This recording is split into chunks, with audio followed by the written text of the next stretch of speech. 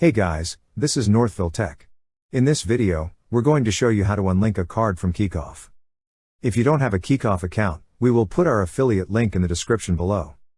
To start, open the website. Then click on Login. Now, log in with your email and password. Once you're logged in, you will see several options on the left side menu. Click on the option that says Account. On this page, you will see a section for cards.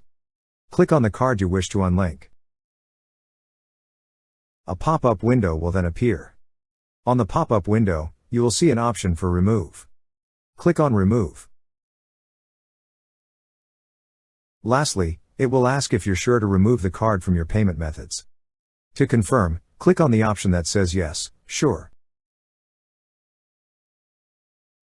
That's how you unlink a card from Kikoff.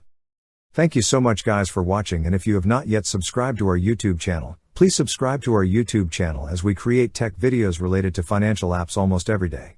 Also check out our website northvilletech.com for great tech articles, and our recommended resources in the description below for various sign-up bonuses.